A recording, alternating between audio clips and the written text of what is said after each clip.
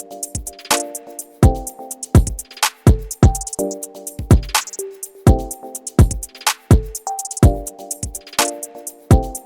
everybody, and welcome back to Career Insights 501. It's your host, Dr. Loso, and today we have Adrianne George. She's going to talk to us about cyber as a service. So that's something that is probably new to a lot of you all, and maybe not, but she's going to explain that to us today, and we're going to have a good conversation about cybersecurity and some opportunities for careers and help with your businesses when it comes to cybersecurity. So Adrianne, welcome to the show.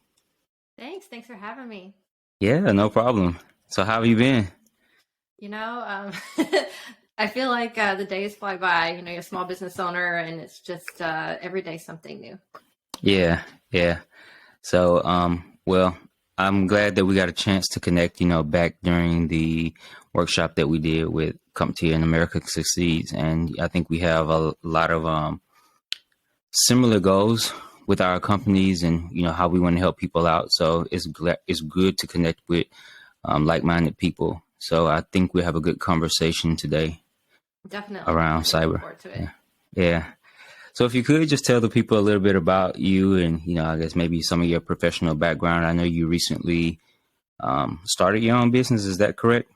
Yeah. So Mycyberexec, that's my company, formed about a year and a half ago. And prior to that, I was doing something completely different. I was in federal service for over 15 years and worked on a lot of challenging and exciting issues, and decided to use some of my experience as a federal hiring manager on cybersecurity issues to kind of come out into the private sector and figure out how I could contribute to essentially getting more people into the field and building up our national security that way.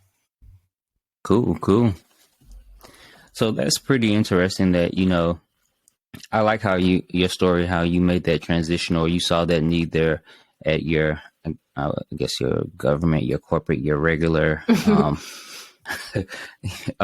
job, but you decided to step out on your own for, I feel like, a greater cause, because, as the hours pass by, we're becoming more and more digital. Everything is transitioning, online, and there's all types of cyber threats. And I know you're going to talk about that a little bit more, like, I guess, generally what cybersecurity is and, how you look at it, because I know in one of our prior conversations, you have a kind of unique way of looking at cybersecurity for most people. So I definitely want you to expand upon that. But the crazy thing just with the internet now and technology and cyber is I saw a thing where they were taking singers' voices and having them sing other singers' songs. So it was Mariah Carey singing a Whitney Houston song, and it was just, it was actually Mariah Carey singing a Beyonce song, Listen.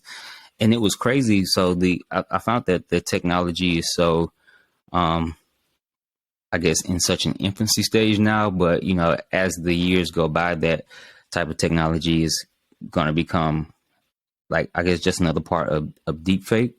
And I don't know if that kind of like falls into cybersecurity, but I feel like deepfake is just like another big security issue that people are going to have to deal with in the future. So what do you think about that? Is that part of cybersecurity, or is that an entirely different beast? So I think there are so many issues that are tied to cyber. It's a very, very broad field. And I think, that's what's exciting about it, is there is space for a lot of opportunity. There's cyber related, cyber adjacent fields, like what you just talked about, with deepfake.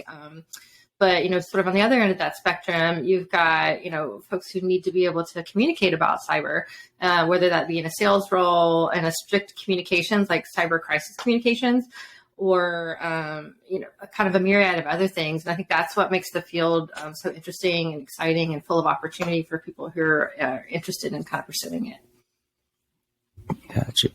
So going back a little bit, could you explain to people what cybersecurity is? Because there could, be some people listening and this is maybe their first time hearing about cyber because they aren't in like a tech realm as far as careers like we are, trying to make a transition over into cybersecurity. So could you like give a general overview of your definition of cyber?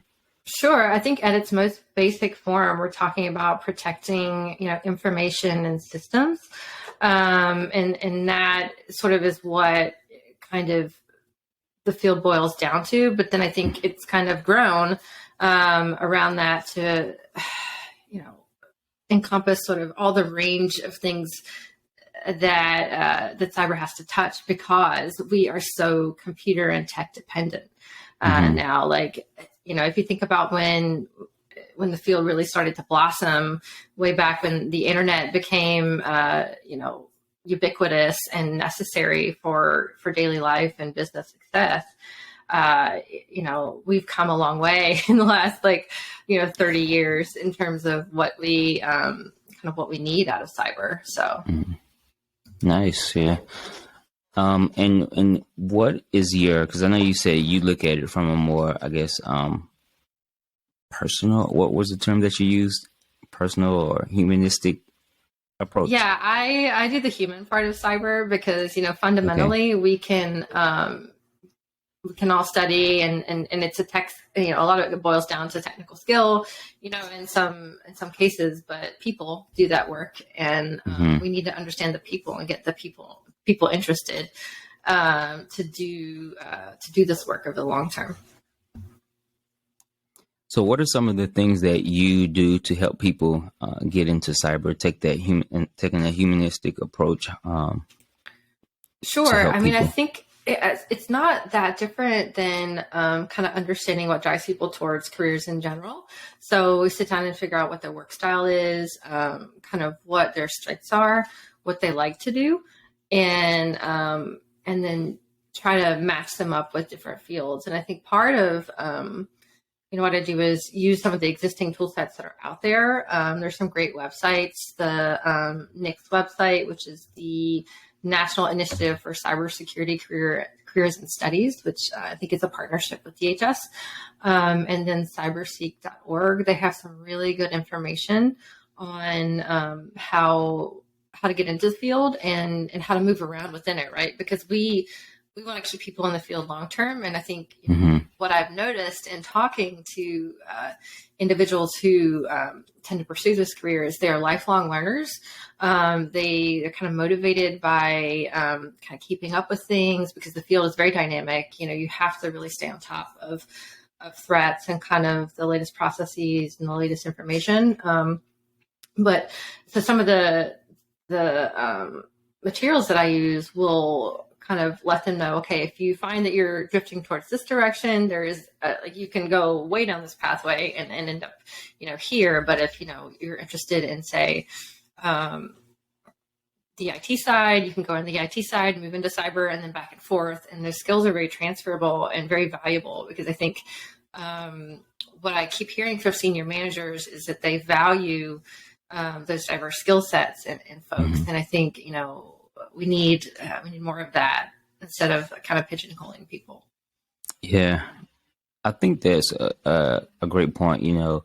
Just the lifelong learning thing. You definitely have to be a lifelong learner to be in cyber, because there's always some type of new threat, especially with new technology coming out, new standards and all those sort of things. You have to be on top of that. So I think that's an important thing for people to know going into this career. Is not kind of like, and it's not trying to downplay like an artist or a graphic designer or something like that, but like that field is very dynamic. It's like almost changing like overnight, seemingly sometimes, just with all the threats that are out there. Because once you come up with some type of, security method, somebody's hacked into that. So you have to come up with something else, some type of other protection. So that's a great point to call out. Definitely. I think, and it's not an unimportant sort of thing to emphasize. It's not a field that you can really get into, particularly on the technical side, and just kind of get your certifications and then stop. Like, you're not going to go to school or, like I said, get a few certifications and then never have to learn anything again. Like, you're going to have to constantly do professional development. Right. And with a lot of those certifications, they only last for, maybe 2, 3, 4 years. They don't last very long. It's just long enough, but you have to be, stay on top of keeping those certifications relevant. Exactly. I think that's why they do it, because even the companies writing certifications recognize that they get stale, and to be competitive in the field, you really have to know your stuff. Yeah. So going into the careers a little bit, you just mentioned if you're in the technical side of things. So what's the difference, I guess, between a career in cyber and non-technical and technical? Well, I think it's a kind of a fairly easy jump to say, okay, with the technical career, you're going to need to have more of that, what we call like hands-on keyboard experience. You're likely going to need a few more certifications, and you're going to have to demonstrate that you can apply those skills that you've learned in real world scenarios, things that you're really only going to get kind of on the job. In a non-technical field, I think the things that are valued are the communication becomes incredibly important, and the willingness to dive into some of these topics where you're going to have to navigate between technical and non-technical information, and be able to explain. A lot of that starts to become kind of more critical to success. Gotcha. And so I guess talk a little bit more about the services. You can start out with the, I guess, individual first, as far as like what you do in your company and how you help people. I know we had talked about learning paths, and to me that was interesting because I work with learning paths a lot at my current 9 to 5.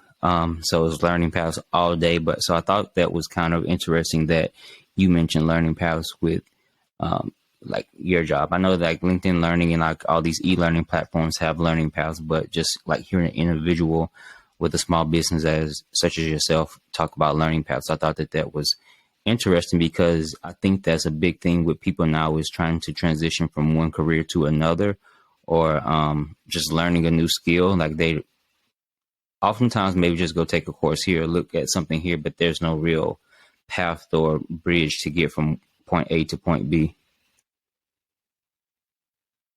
Yeah, I think that's absolutely true. And I think, one of the strengths that I bring to the business is I've built teams for quite a while, and I understand that everybody kind of comes in with various strengths. And I think it's about understanding where people are and where they want to be, and figuring out sort of how to add those skills to their skill set so that they can be successful. And then it's about matching them, with a career that will allow them to showcase those skills, and share what professional development for them looks like, share the expectations from the management, from the business side, about what's going to be necessary for them, and then kind of figure out a plan together on how they get there.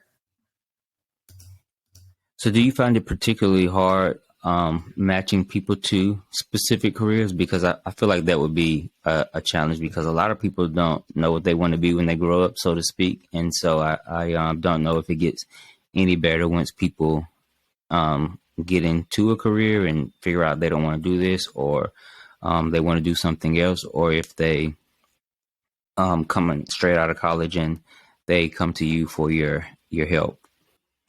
It's not a science. Still on. Okay. It's not a science. So I think it comes down to asking kind of open-ended questions, and there's a lot of self-discovery and self-awareness that's required. I think when we make those big decisions, in some cases it's a little easier with somebody who's been in the workforce already because they have had an opportunity to kind of figure some of those out through on-the-job experiences.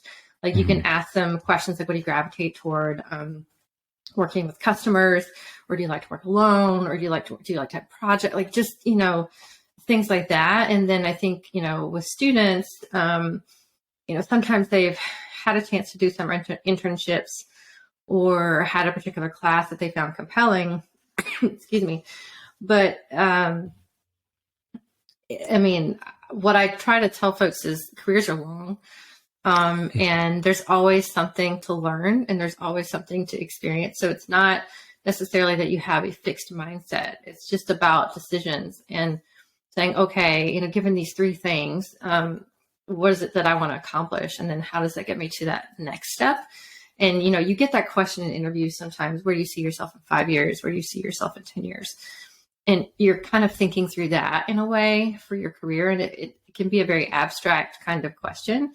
And so it's about kind of painting what that picture looks like for you and doing it in such a way that you go through the process of understanding yourself a little bit better and what it is that you want to try to experience. And then understanding that maybe you reach that goal and you go, oh, wow, this is so not for me. I don't know what I was thinking, and understanding how to pivot.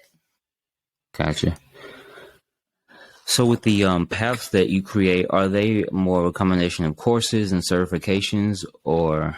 Okay. Yeah. So a lot of times in my coaching conversations, it's okay, let's look at the experiences that you have and kind of asking, what have you looked into? What is it that you want to do? Like, is there a budget concern with some of this? Like, how do we get, if you need training, like how do we deal with that? Because certainly some of these certifications can get incredibly expensive, and boot camps are, they, they can be good, but they're not for everybody. And so I think it's just about helping folks understand the range of resources that are available to them. And, kind of what's doable within kind of the constraints that they're already operating under. Because, let's be honest, like things get very complicated, sometimes, and we have to accept that and go, okay, like maybe my path doesn't look like her path, but, I can still get there. Right. That's another great point. Just like talking about the differences, like certifications and boot camps and I guess seminars or different types of training or education routes that you can take to get educated in cyber or the different cyber topics, because boot camps are intensive. When I was working for Deloitte, they sent us to and I don't think it was Intuit, but it was some user experience like certification. It was a week long, and we were in there like all day long, and they were going over this stuff, and then we had to come back and take the exam to get certified in it. But they gave us a couple of weeks to go over material, and I was like, that was intense, so that a boot camp versus maybe just getting a certification where you can kind of like go at your own pace. So I think that's great that you mention those things and give them those options when they come to you for that consult. Yeah, because, I've heard the joke that, go to a boot camp if a company is paying for it, right? Because it is such an outlay of cash. And if you are developing yourself for a further role within that company, right? Like if you've had that conversation with your supervisor about your career goals, and it's a place where you can do that, because, sometimes it's not, but sometimes you can get some significant professional development covered by your organization. And that's not a bad way to do it, particularly if they're trying to plug a hole that, they need plugged with respect to cyber. So that's another important thing. So I know both you and I see a lot of the articles when, just online internet news outlets and on LinkedIn, but there's approximately, I think now, like 750,000 cyber jobs out there in America that needs to be filled. And then I read other articles that say tech companies are just poaching from each other. So taking top talent from like one technology company to get them to come to another. And I'm pretty sure cyber is no exception. Yeah, absolutely. I would agree. I call it like the posting and poaching kind of phenomenon, right? Because you're right. Like according to cybersecurity.org, the latest numbers are there 755,000 plus unfilled cybersecurity jobs in the United States, right? That's not even globally. So just here in the United States, that's a number that really hasn't changed in quite a while. I've been following these stats since I opened my company, and it's kind of hovered around that point for a little while. And if cybersecurity.org, for folks who aren't familiar with it, is a great resource. You can look state by state on the stats for job openings. Like for North Carolina, it's 25,000, unfilled cyber jobs. And And cyberseek.org also has some good information on career paths, just top cybersecurity job titles, for example, so that for folks who think this might be a field for them, they can kind of start their research that way, looking at some of those fields and what sort of appeals to them. It has some good salary information, if that's a draw. I know, I caution folks not to get into the field for salary alone, but I think all these things can influence choices. And so, I like to point out information where it does exist. So since you brought that up about not getting into the field because of salary alone, what does it, I guess, a typical general, because I know there's a lot of different things you can do in cyber, but just with me working at Discover and worked in like previous jobs that dealt with tech, it seems like there could be a lot of long hours and problem solving and being on call if something goes down, especially with cyber. So when I was traveling with Discover, the trip to New Orleans after the one that we were down in New Orleans for, Discover had a outage. And so I'm pretty sure that everybody was scrambling and it was like, red alert, and people had to just stop whatever they were doing to get the credit card system back up. Even the customer service in the online chat was down. So I was like, I don't know. I feel like this might have been a cybersecurity attack because it was down for so long. I went to the bar and started having some drinks, and because it was just a long time to wait. So, generally, what does a cyber, I guess, responsibilities or duties look like? That really depends on the job. You could have, a SOC analyst who's probably going to be on the front lines of something like that, like a potential cyber event, for example, like identifying what's on the network, figuring out with the team how to mitigate. To, a pen tester is kind of the opposite end of that spectrum, who's looking for vulnerabilities within the system. And so, and then on up from there, you've got people who are designing what the network infrastructure looks like and kind of planning out for new equipment acquisitions or new processes to keep people safe. And you've got the trainers who are having to teach it to the workforce so that, again, the human side, knows how to use all this stuff. It's a really, really, it could be anything really.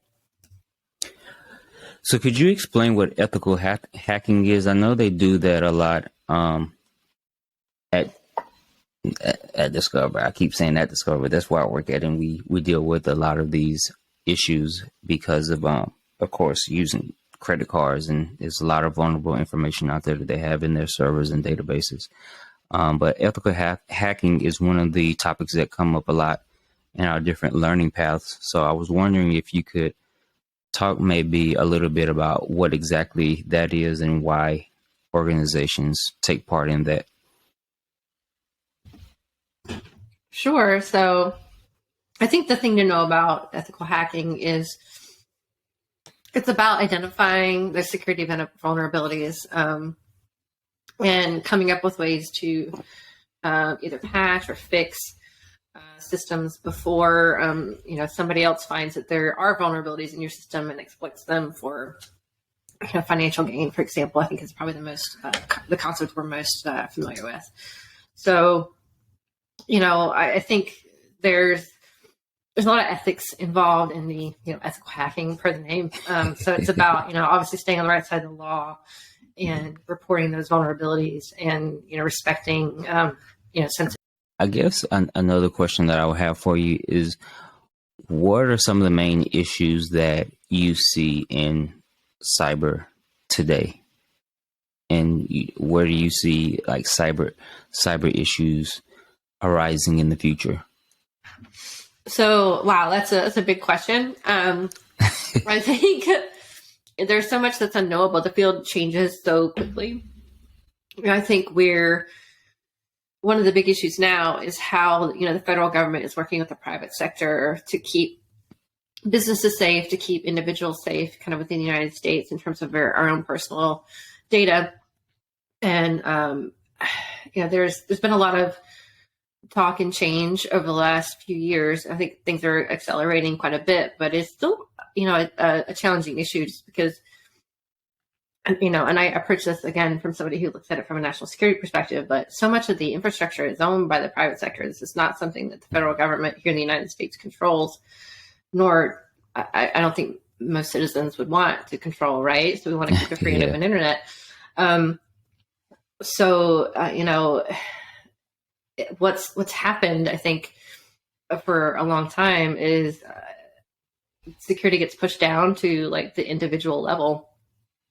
And I think what we're trying to deal with, is how do we preserve kind of that freedom of speech, freedom of open internet without putting so much data and individuals at risk.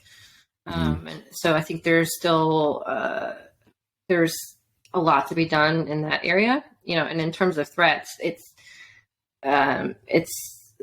I worked counterterrorism for a long time, and we used to call things like whack-a-mole because you knock one problem out and then another would appear.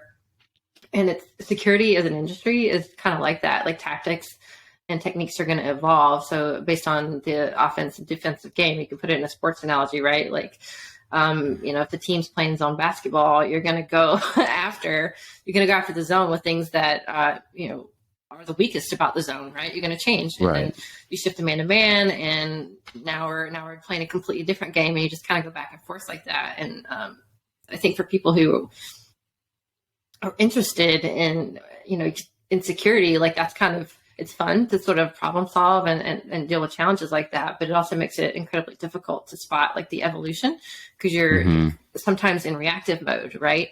Instead of long-term planning mode. And I think, I don't know that I see us getting out of reactive mode for a little while. Gotcha. Just because in terms of nationwide recognition of the challenge, right? Most people don't think about cybersecurity in their day-to-day lives. If you ask people what their top 5 concerns are, cybersecurity is not on that list. So, and it makes it, in terms of communication, challenging to get people to think about things like, implementing multi-factor authentication on their accounts.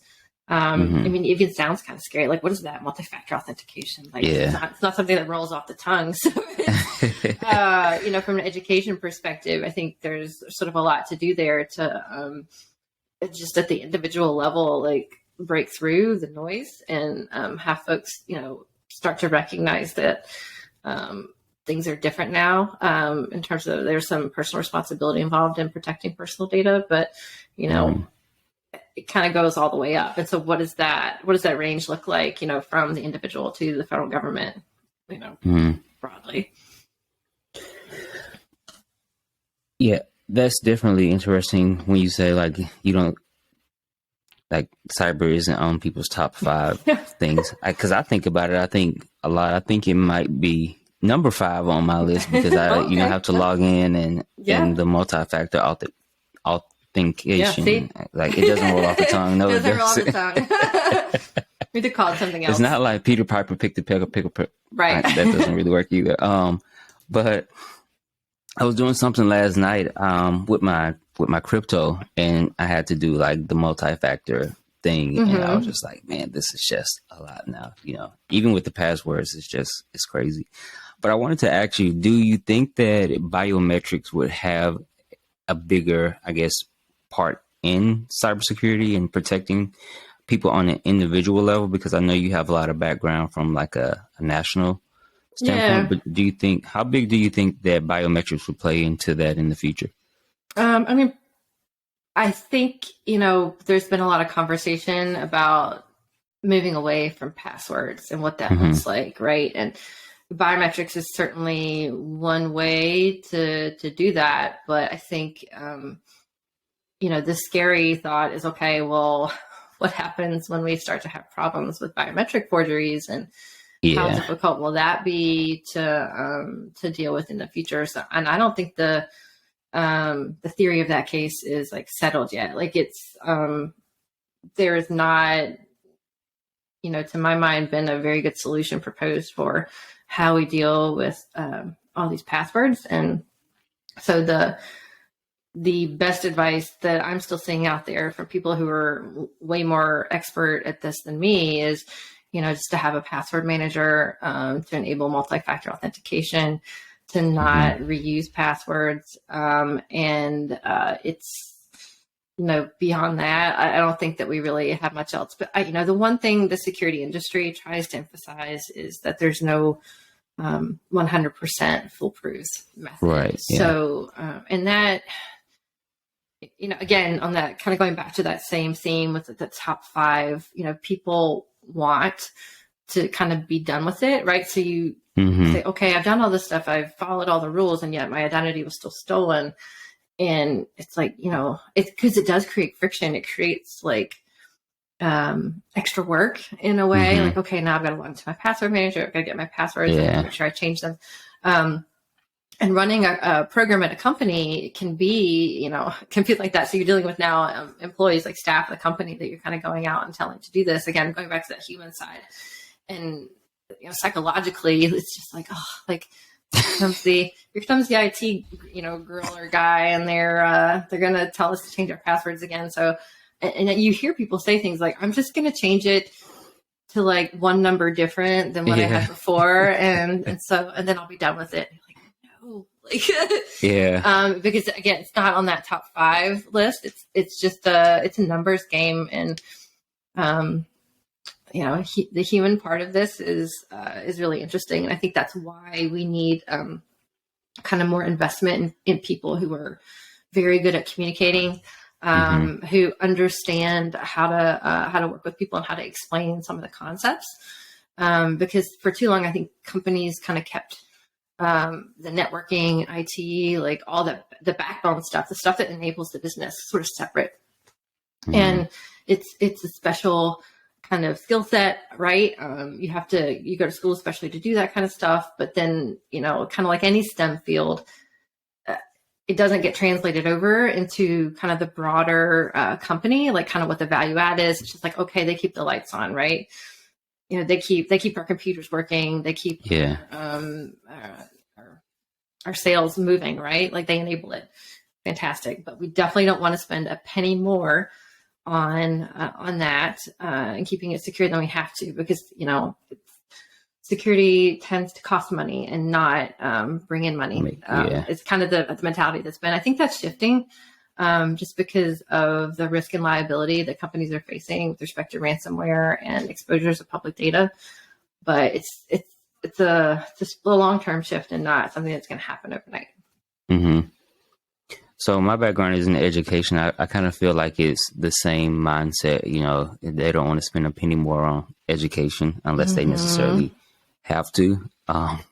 Just teach them whatever they need to know to do their job, to get out here and make us more money. But when you look at those two things, when they are done effectively, and very well, I feel like they make the company money, because you don't have to, I can go all day about education. But just keeping it with cyber, you don't have to worry about putting out these fires and, losing all this information in this downtime, and just a lot, if you're in a customer service business and you have to get back these credits, or, just trying to keep customers and retain customers, and you're losing out money, in that type of way. So I don't think they really look at the whole picture from, the 500 feet off from the ground, or 1,000, whatever, however many feet from the ground. And one thing that I think companies should absolutely be aware of, I mentioned the fact that the field's dynamic, it's constantly changing, and the investment in education for folks that you bring on board is actually really important, because number one, they need to keep their skills up, and number two, they're going to expect to keep their skills up, because like I said, the field attracts folks who are just, they love to learn, they love to fix things, break things, put them back together, that kind of stuff. And I've seen some kind of data that would indicate that people are getting into cyber and then getting out, because when they get hired, they're kind of pigeonholed. And because the need is so great, right? We talked about 755,000 open jobs, and so a company, unfortunately, that gets that resource is going to say, okay, we have this resource now, do this thing for the next 5 years so that I don't have to worry about it. And it's just, it's not a match in terms of the personality that they've hired or the field. And so, I just caution, businesses that, you really have to think about, it's a living, breathing, it's a human being, it's a living, breathing thing, but like the field itself is, you have to plan for that and understand that you're going to need a long-term, once you start to add cyber to your business, which folks absolutely should be figuring out what that looks like for them, whether it's a contract or a person or something, you got to think about, okay, now in 2 years, how does that match up with my business plan, and where I want my business to go? And yes, it's going to be an expense. But if you plan through it, I think, you'll find that your customers are happy. It's something that you can market, right? Hey, we have this capability now in-house, or we've added this capability, so your data, is extra protected. And there are ways I think that you can make it work. But by putting somebody into a role and then basically not expecting them to want to move or to learn or to grow with this field is not realistic. Mm. So I have two things, and I think this is going to be my tagline for the show. Two things. I have two things. So the first, going back to the passwords, I read online that people are moving towards passphrases and that they're supposed to be more secure than passwords. Is that true?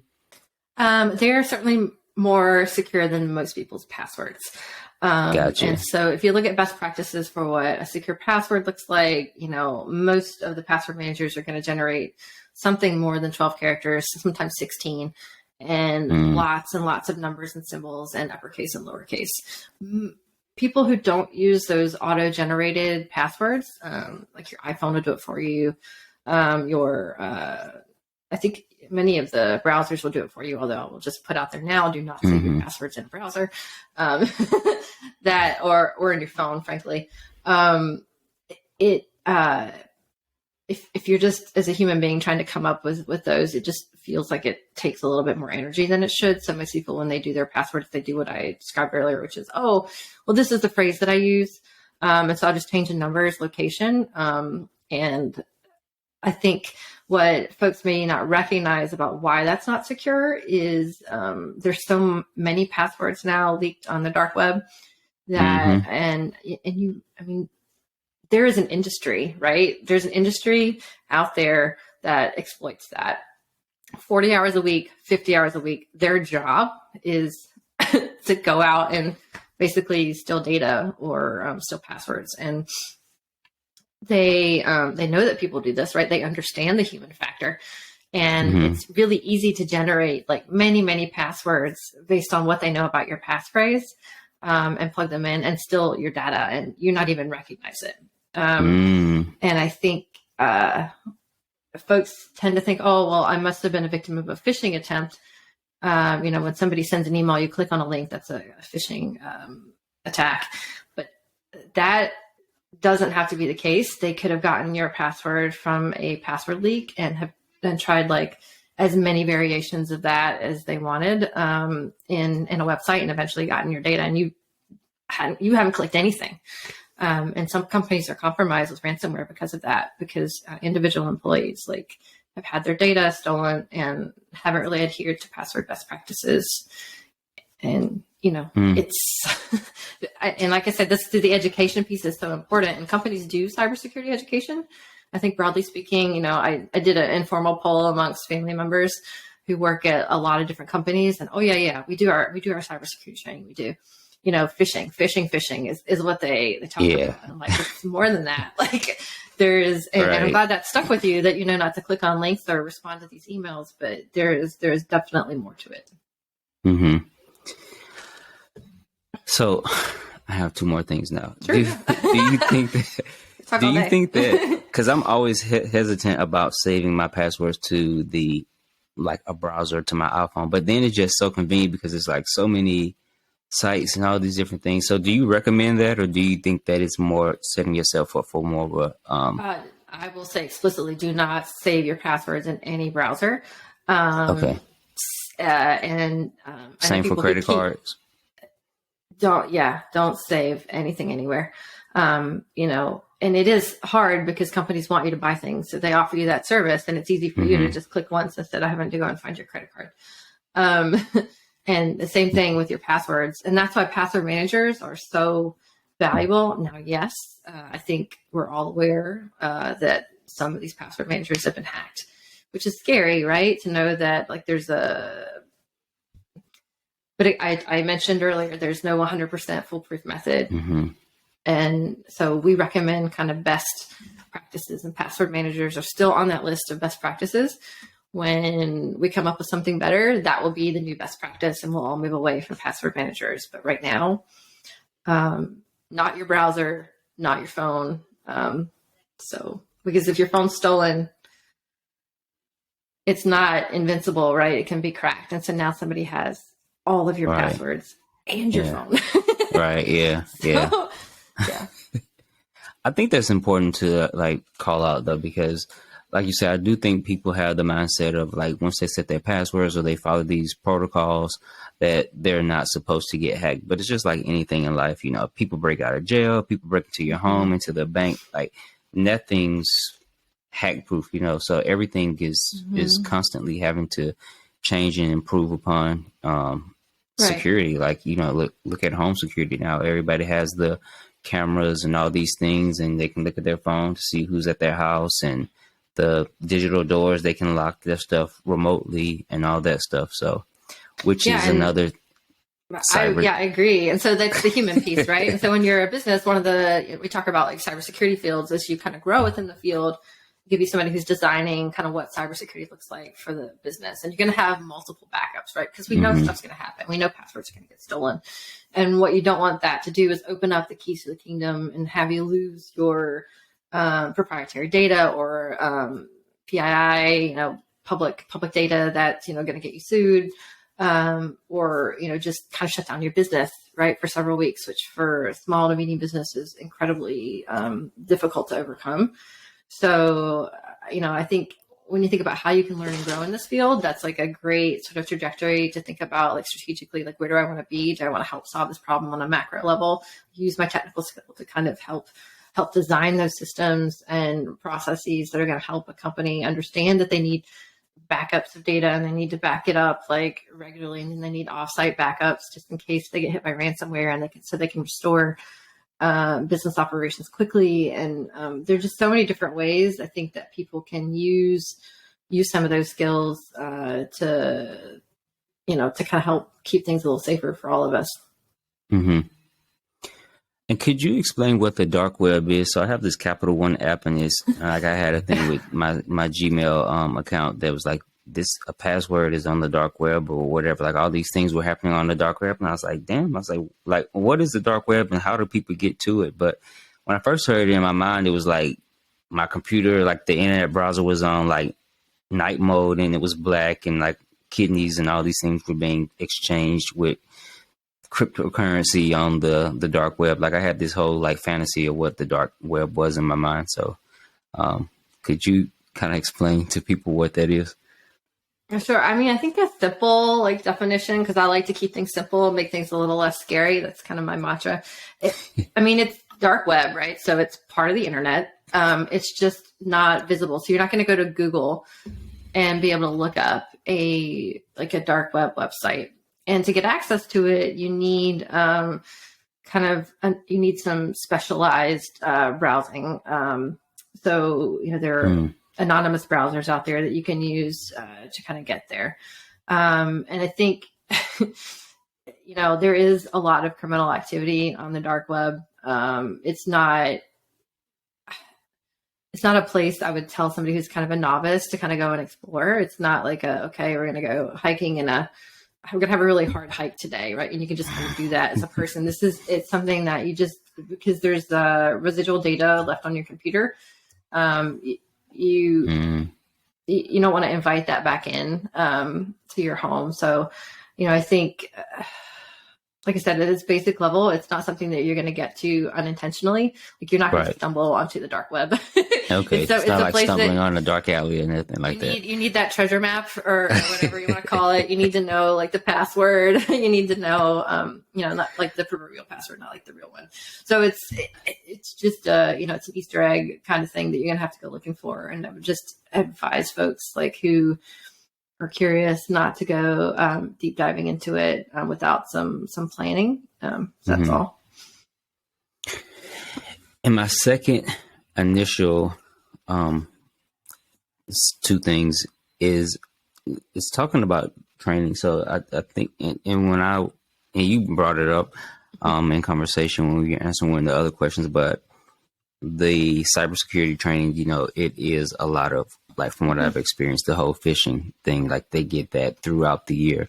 And I don't think that companies are, at least from my experience, are really doing the continuous training on the more broader parts of cybersecurity, or I guess the more riskier parts of those cyber threats that a company or an individual could encounter. So I think that that's something that companies need to, really start implementing in their training for all employees, for continuous training, and honestly, I don't really know how good the phishing, like, I don't want to say how good it is.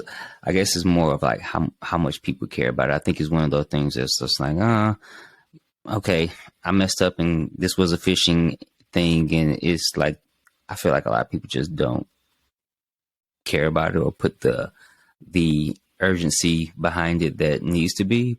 But I definitely don't think that companies train enough on, it's the compliance training to keep them out of legal trouble. Like, we train on this cyber threat and you've taken this course in 20 minutes and you should know all these things about cyber, instead of the continuous monthly or, bi-monthly checkup or refresher on the different cyber threats. Because like we've been talking about, it's so dynamic and it changes so fast. Like there should always be some type of maybe newsletter or some type of training that I think people should at least be looking at.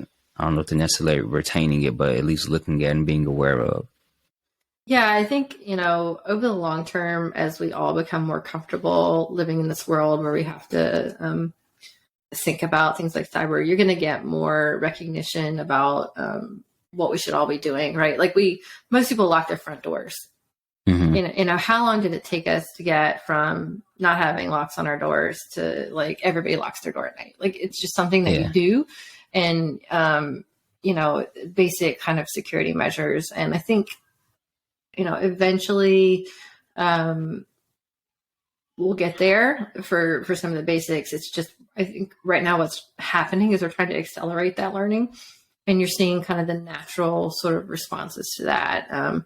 And unfortunately with cyber, because it is a STEM kind of field, there's a lot of vocabulary, there's a lot of kind of new concepts that most people haven't, had to kind of contact with. And it, frankly, for some folks, it's just like, it's too much. I use words like scary, demystify, like, and it's just a territory like that folks haven't had to touch for quite a while. And you have a new generation now growing up with, their lives online, and cybersecurity hasn't really been baked into a lot of that. So, we see people's Instagram accounts getting stolen, and they're like, how did that happen? I want my Instagram account back. And it's, well, you're not going to get it back. And, and here's what we learned from that experience. So I think as we become more aware of the things that we value, right? I use Instagram as an example because I think it's, most people have heard of it. It's pretty widely used, but the same thing would apply to other kind of tech platforms. Once you start to use something like that every day and then it's gone, you recognize, I think, at an experiential level, like, okay, like this actually does apply to me. And so I think connecting that cyber to something that applies to your daily life, we're getting more and more opportunities now to sort of see that. Whereas, 5, 6, 7, 8 years ago, it didn't feel like it touched a lot of us. Right. And I think that's what's changing. That's what I see changing now. And so I think it's about making it relatable and bringing it out of the virtual into the human experience, to the physical human experience, right? And that feeling like, oh wow, like this is an actual issue that I personally should know something more about. Mm-hmm. Great point. Another question that I wanted to ask was, so when I think about cybersecurity, it's always on a personal level, or maybe at a business, but could you talk about it a little bit more in detail on a national level? I know we talked about it a little bit here and there throughout the conversation, but just given your experience and the importance of getting more people into cybersecurity careers for the sake of national security. Could you talk a little bit Yeah, about I mean, that? I tend to have a broad view of that as well. Like, I think pretty much all cybersecurity in some way is national security because, as I mentioned, the private sector owns so much of the battle space. And, I think, nationally, I've been following some of the conversations about developing the cybersecurity workforce to take some of those jobs, like to fill these 700,000 plus like vacancies that we see every day that keep us all secure, because ultimately we can have all the plans and processes that we want. We can have all the rules, we can have all the regulations. People are going to have to implement them. And if you have that many open vacancies, the regulations you cannot implement them because there is nobody on the other side to do the implementing. And so that's what really motivated me. As I said, this is great. I love that we're making rules. But when you break this down to a small business that's trying to make payroll and they can't find anybody to take the posting that they have, and they're inundated by, I guess, sales calls from various managed service providers or somebody wanting to manage their out. I mean, it's like any piece of the IT that now can be outsourced, and this is not their area of expertise. Like, there is just so much room for not well-informed kind of decision making, and it doesn't keep us safe. And so what we need are the people who are trained to understand this in the workforce, and we need the people who can communicate kind of the A to Z plans and how we get there, and understand businesses and how businesses are built, and can incorporate the cybersecurity planning into their business plans. And that's a long road. There's a lot of amazing steps kind of happening at the federal government with the encouragement of apprenticeships, which is a great way to get people into this field, because there is so much on the job learning, and it really kind of removes, well, it doesn't completely remove, but it takes down some of the barriers to entry, because an apprenticeship is paid. So you're not asking people to work for free, which doesn't happen as much as it did like when I was kind of coming out of college, but it still does happen. And we can't get people trained that way. They just, particularly in areas outside of big cities. And so when you think about securing infrastructure and essentially having that apply to every business, every hospital, every police department, no matter where they are, we really need to build those skill sets broadly and not just focus on kind of getting, the tech centers and kind of the medium to large cities like set up the way they should be. I mean, this is a huge, huge undertaking. And like I said, the apprenticeships are a great way to do it. And paid internships are good. The entry-level market right now is challenging for folks because the work experience requirement for even entry-level the bar is very high, because there's just no space because of the number of vacancies. There's just no space for companies to train. Like, who's going to train them? They could be hiring somebody for the first time. So it's a challenging ecosystem, I think, that we're working our way through right now. But there's been some great steps taken, I think, in funding at the state level, kind of being put into this. So I think it's about knowing where those resources are as a business and as an individual to kind of figure out how to get through the next 5 years.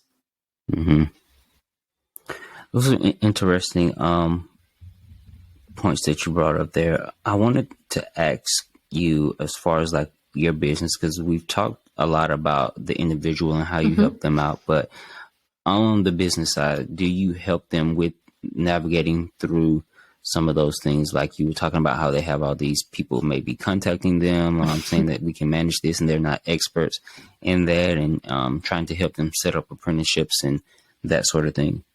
Yeah, I think for a small to medium business, understanding what it is that you actually need, is okay. So everybody knows, okay, you have to set up a website and you have to set up an email account, right? Because you want customers or clients or other businesses, if you're B2B, to be able to find you and reach you and contact you, and so that you can make money.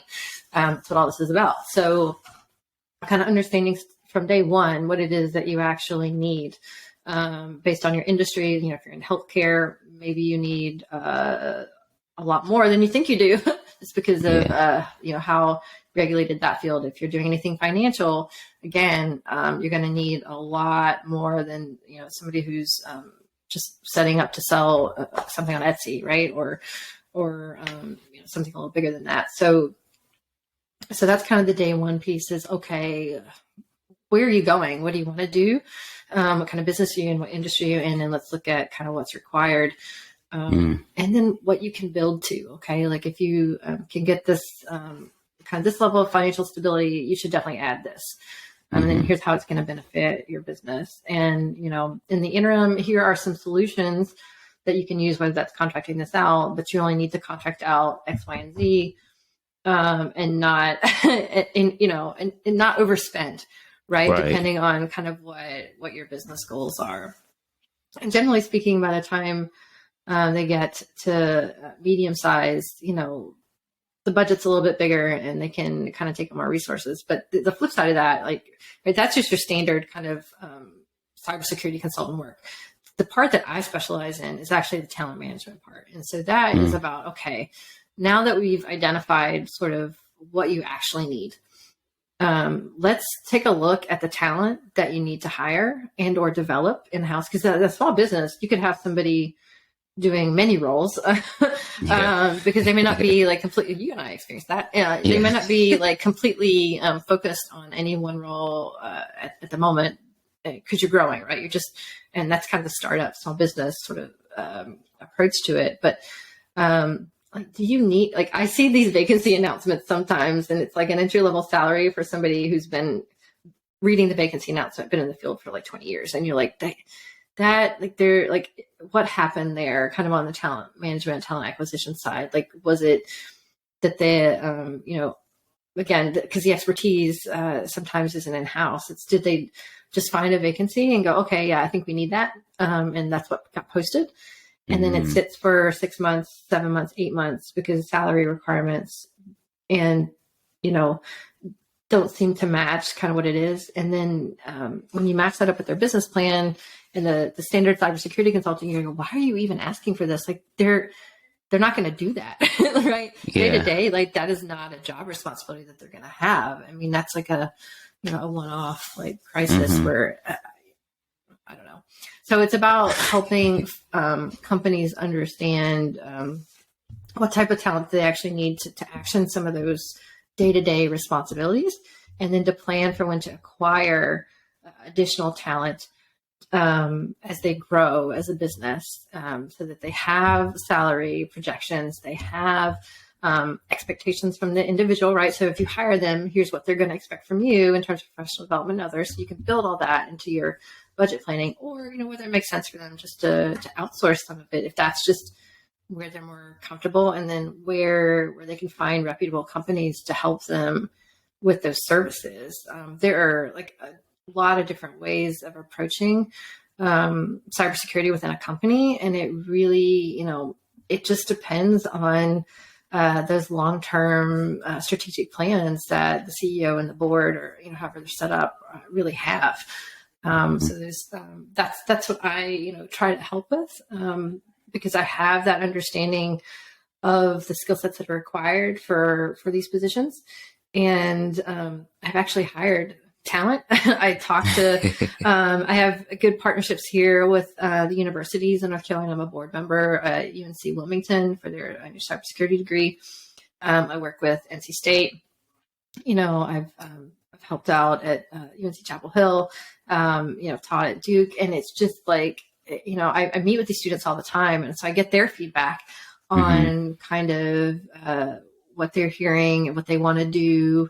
So I feel like I'm uniquely placed kind of on both ends, and kind of having done the hiring myself and then having so much contact with the actual talent.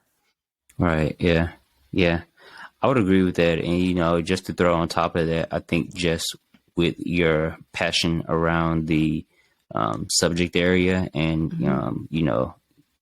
also your passion to want to help people, I think it makes you like a great resource or, place to start at because, excuse me. I mean, honestly, because I think a lot of people get into maybe something like cyber and they know that I can make a lot of money in this and they don't necessarily have the passion, so you won't get the best results. But I'm really big into people being passionate about what they do and not just getting into things for the money. Now, I'm not saying that people can't get into a career or start a company and, not do a great job or provide great services and products just for the sake of, making money. But I think that, you really, or the chances are greater to get a superior product or service when somebody's really passionate about it, because they're going to go and do that extra research and go and do the, extra work that it takes and put in the extra hours and have all these connections that, just like you named a lot of the connections that you have and people that you work with. So you have a lot of different insight and, viewpoints of how these different things connect, where somebody could just be like focused on the business side and not necessarily the student or the, employee. So, I think that's great. So, oh, thanks. Yeah. I mean, I am very mission oriented. Like, we talked earlier about kind of knowing yourself and that self-awareness. I need a mission to accomplish every day. And I've just decided, this is what I'm passionate about. I went out and got my SPHR to talk about certifications, because I wanted the private sector to recognize that, yes, she spent a lot of time in federal government, but she understands kind of like strategic business planning and can execute that. And, now with the work that I think that we did with CompTIA, like having that SME designation kind of shows the flip side of that from maybe, a company that I think that's really well recognized on the technical end. This is, I want to get more people into this field. It's very exciting. There is a lot of really interesting work that can be done. And I totally agree with you that, over the long term, anybody that's, looking into kind of their career, you want to have it be interesting. I don't want to say like, it's not going to feel like work, but you want to be excited to go to work every day. You want to go, okay, like, what am I going to discover today? Who am I going to get to talk to about this? And I think that's really, really important for satisfaction, because let's face it, like we spend quite a lot of our day at work. And I think, it's good to feel like you're going in with that feeling that you're going to accomplish something today, or you're going to enjoy your day at least. Right. Yeah. And I think, just with cyber in mind is just, for me, if I'm working for somebody, contributing to something or being heard, so to speak. And I think with cyber, you can really get that sense of, contributing to something like the security, because everybody needs or depends upon cyber. So I feel like that satisfaction can be kind of easy to achieve, even though you're working in the back of the house. Maybe in a lot of cases, I know, you talked about some front end type of stuff, but I would say I'm not an expert or know any percentages that most of cyber works back of house. I mean, what the changes that we're seeing, I think it's a great change, to be clear, is, CISOs are on boards now, right? They used to kind of report to like a chief operating officer, but now like there's a seat at the table because, companies are recognizing that this is more complex and integrated into their business processes and to their operations than perhaps they had initially conceived of, right? So things change over time, right? We have to adjust. And, so I think that's a very positive development that I'm seeing kind of take place. I hope that, more companies kind of take that route because it's yes, it's like it's been seen as a niche for so long, but it does touch everybody. And so that person needs to be on the board to influence some of the decision making instead of just being forced to deal with the implementation and adjustment, right? If it's baked in at the beginning, which is a concept that's, the federal government and others have been talking about for quite a while, like baking cybersecurity in from day one, then it's a lot easier, I think, to accomplish more robust security. Again, not 100% foolproof, but more robust security if we're operating with that mindset from day one, from product conceptualization, from, onboarding, even with HR, right? Keeping people's personal information safe that they send to HR. Like it's everywhere in a company's processes. Yeah.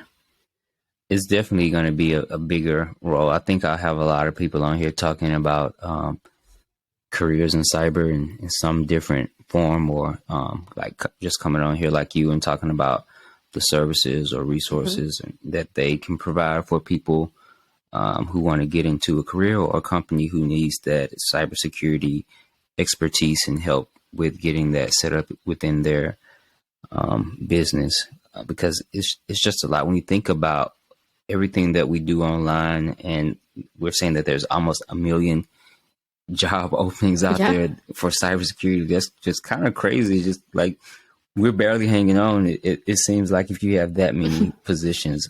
I think it certainly shows that there is quite a bit of opportunity. And I think for folks who are trying to jump in and going out and doing sort of the learning and education piece of it, don't forget to focus, at least right now for this current market, on the work experience piece of it. And you can get that in a lot of different ways. I think, there's been a lot of news lately about tech layoffs and, questions about whether the field is really viable. But what you see below the surface, below the big names, the top 5 that we're all familiar with, is that there's still a huge need for folks in these roles. And so it just takes a little bit more research and digging. And, and I always encourage folks to look into specific industries, right? Just to try to narrow, because the field, it's huge. And in terms of, internships, the same advice applies. Like because cyber is being baked in everywhere. Your local hospital down the street, maybe your school district, like locally, maybe your police department, they might be able to accommodate like an internship for you, just so that you can apply those skills, because that's what's going to get you that full-time position that you're looking for once you transition. Because nobody wants anybody to go through the time and it's blood, sweat, and tears really sometimes to get those certifications and that extra education on top of everything else that you might be doing, particularly if you already have a job. And then find that you can't get hired because you don't have the requisite work experience. So. That's a offline conversation about the people getting having the time or taking the time to get those certifications just within a company. So I've had these conversations in the past, because I know those people are just kind of like have a lot on their plate. And so by the time, it's the end of their shift, they don't necessarily want to go and fry their brain anymore, or, they have responsibilities outside of work that they have to go and take care of. And if companies aren't allowing the time for people to upskill or reskill or, gain that knowledge on the clock, then it's just kind of like you're not really helping yourself out. But that's I would agree. That's a real challenge. And somebody who has a small child, like, I understand, at some points you're like, okay, how much am I going to get accomplished? When she goes to bed, 8 o'clock, 9 o'clock at night, until I have to actually go to sleep. So there's, I think, real world challenges to the career transition for this specifically, just because, for the most part, as from an HR perspective, when you put out a job announcement, you're likely going to put out one with a certification and or degree requirement.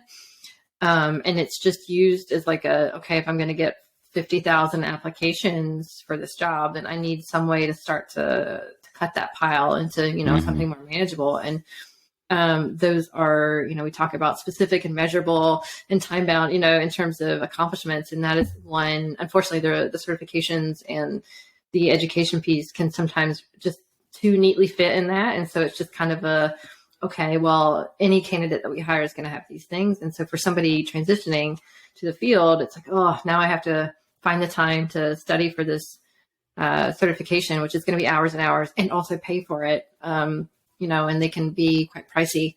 It's daunting. And so I think figuring out the plan for that, whether it's within their own company or on their own time, and setting the expectation level where it should be, because I think sometimes as human beings, we want everything, especially in the United States, right? It's like, get up and go, do it now. Thinking about what long-term that looks like, maybe it's going to take you a year, and that's okay. Because it's about seeing the goal and accomplishing the goal and having the discipline to like make it happen. Let me ask you about the certification piece. Are there specific certifications that you've noticed that companies ask for? Yeah, absolutely. So cybersec.org does a really nice job of this. Okay. So when I talk to larger groups, one of the things I'll tell them is, go look at cybersec.org, and you'll see for a couple of the standard entry-level vacancies, like your analyst or cybersecurity analyst or cyber threat analyst, something like that, you'll see that CyberSec has pulled the most common certifications that they find in vacancies posted. So they've just taken all that data and gone, okay, here's like 3. So you don't need all 3 of them, because the 3 that they recommended are basically the same. They tend to be GIAC and CompTIA. So you just need to pick one. I think people get like really freaked out initially, go, oh my gosh, like that's like 4 certifications for one job. It's like, no. It's one. And so that's when they get into a boot camp that they don't really need to be into, when they can grow a little bit more slowly in the field. And so, CompTIA's Sec Plus is a pretty baseline one for anybody trying to get into the technical or even, non-technical side of cyber. I think it does trend on the more technical side. You're going to get more of those concepts, but it's not a bad thing, right? If you're going to be doing business development for a cybersecurity company, to understand the product at maybe a deeper level. So, I think kind of understanding your coworkers from that perspective is good, right? We're all on the same page. So it's a baseline. And I think beyond that, it really depends on which step is next on your pathway. And so I'm a big proponent of having the plan, right? Understanding what the plan is, but not front loading too much of the certification education pathway. Like, get the job. Yeah. Get that initial job and spend a couple of years in it, understanding yourself, understanding the field, understanding what you like, and understanding your company and how cyber touches their operations. Like, start to open your aperture a little bit so that you can talk about these things in a different way, and to a broader range of people. And then think about what the next step for you might look like, and analyze whether or not you need another certification to get there. And if you can do that job within your own company, then you have an argument for maybe why they should help you get there, to your point. And if it's it's going to be different, then you're going to have to look at a different pathway. I think if you're going to have to go to a different company to get that type of role, then okay, now you might have to do some stuff at night at home to upskill yourself. But I think I hate to see people get like 15 certifications and then still run into that wall of, well, I can't get the job that I want because they don't have that initial work experience. Yeah. Yeah. I like to get the job and, get a general or certification in cyber, and then, like you say, see what you like, because there's a lot out there. And I think for people just getting into any field, you really don't know like the breadth of that field and all the different things that you can do. So I think that's really great advice to just get in there, get that job, and talk to people, and meet and network, and if you can attend events. There's a lot of free stuff online now with these conferences. Like, they have smaller one-off conferences that I see that you can attend online to get that information and network. So I don't think that cyber is any exception to that. One of my friends, he's in cyber, and he got some certification for free. And it might have been similar, the same one that you were telling me about when we spoke a few days ago. Certified in cybersecurity, the ISC certified in cyber. That may have been it. We were talking about it over some drinks, so I don't remember. Yeah, so I think that one's great for anybody who's said, I have heard about cyber. What is that? And so ISC created this great sort of very macro level. Here are the major concepts you need to understand the field of cybersecurity. And it is appropriate for pretty much anybody. I mean, even somebody who's been in the field for a while, maybe they've become too niche, or maybe they've focused on one part of it for a long time and they just need a reminder that it's all these other things too. Or maybe it's, somebody who's a nurse and wants to explore other career opportunities and has heard about, what cybersecurity, involves and wants to learn more. And so they go and get the certification. And the fantastic thing about it is it's free, as you mentioned. So you can go and do that training. They've made it very user-friendly. And so you can do it on your tablet, you can do it on your phone. So it's great for somebody who's on the move and can't sit in front of a desktop computer at home. So many good things that I love that they did with that. And I strongly recommend it, for folks who want to explore cybersecurity. And I'll be sure to put all of these links in the description and the caption, or whatever it's called, in the various places that I post, so that they can have access to all these things, because I think you gave a lot of good resources today. I think it like 4 or 5 I've been trying to keep count in my head, but you've given definitely a lot of different resources that people can go in and look at to get more familiar and even skilled with cyber. So I know we had spoke and we were talking about the time, and I was saying I didn't want to be like Joe Rogan, and I think this is a great conversation. I think it's a great conversation. I could go on, but I don't want to keep you too long. But is there anything that you want to say, like that I haven't asked or we haven't covered? Is there like cybersecurity? Is there anything that you just open floor that you? No, I just think, for anybody out there listening, this is, we're all learning this field kind of together at the same time. So don't shy away from it. You're never going to know everything there is to know about cybersecurity. And to me, that is a beautiful part of the field, is that you're going to have to collaborate. You're going to have to learn your whole life if this is the field that you choose. And so, I would just encourage folks to explore some of those resources that we're going to make available to inform yourself. And then, after or before, feel free to reach out to me. I do this all day. I love it. You can reach me at info@mycyberexec.com. And I know we'll put some of those resources kind of in the notes as well, so folks can know where to find me. Good. So before we get out of here, I have to play my little I have these little games. Okay. Here to make it a little fun. Right. So I have this one called Would You Rather. So would you rather eat a bowl of snakes or eat a can of lizards? That's so funny. My daughter plays this game with us at the dinner table. Oh, really? So, yeah, that's awesome. So, sorry, eat a bowl of snakes or what? Or a can of lizards. Or a can of lizards. I feel like they're kind of the same.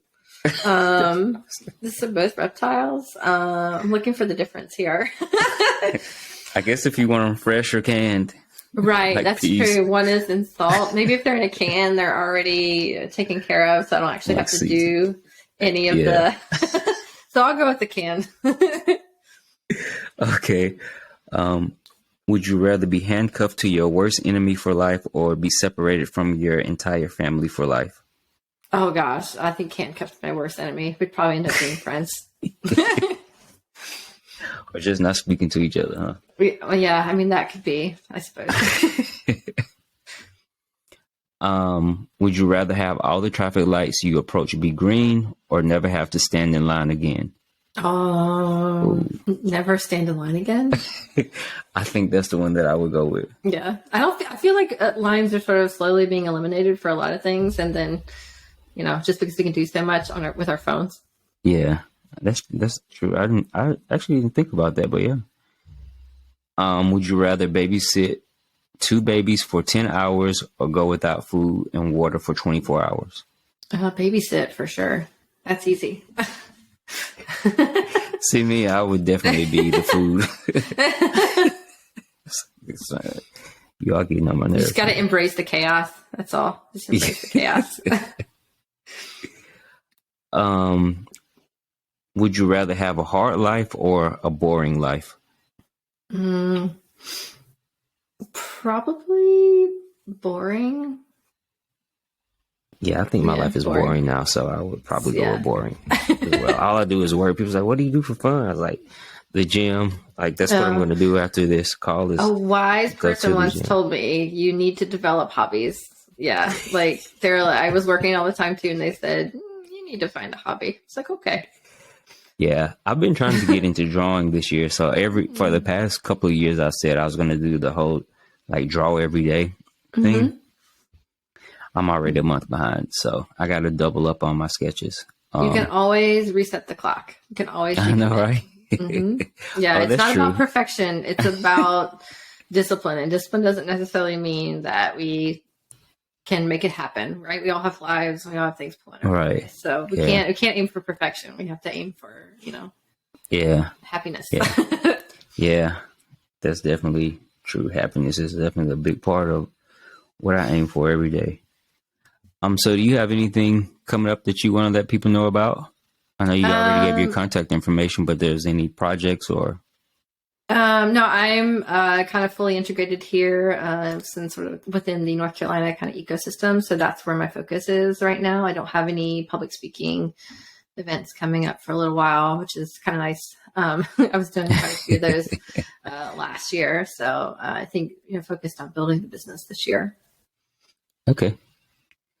Well, thanks for coming on the show. I really appreciate having you on here. I think this was a great conversation. I mean, I learned a lot on here today myself, just like with all of these podcast episodes that I've been doing. I've just learned a lot, but really learned a lot today about cybersecurity. And I'm sure the listeners will learn a lot too when they listen to this info. So again, thanks for having me, for being my guest. And hopefully I can have you back on here again in the future and we can catch up and see where everything is with you and, if you have new services or stuff like that, and you can let people know about that. Yeah, absolutely. I mean, I think for now it's kind of the consulting, and then I do run classes periodically on resumes and interviews just to help folks with the polishing and the glow ups of kind of their presence and kind of how to get into the field. So I'm happy to kind of keep in touch. Okay. And so with your resume stuff, is it specifically focused for like cyber? Yes. Or just, okay. Yes. Yeah. Cool. And so I make sure that, we are highlighting not only their technical skills, but also their, team building, communication, collaboration, like all of that, because both sides of that coin are extremely valuable to the employer. Right. Gotcha. Well, that's great. Again, thanks for being on the show, and I'll be in touch with you soon so I can get some of the information and links for the captions and descriptions and all that good stuff. All right. Sounds good. Thanks so much for having me. All right. Thank you. Bye. Bye-bye.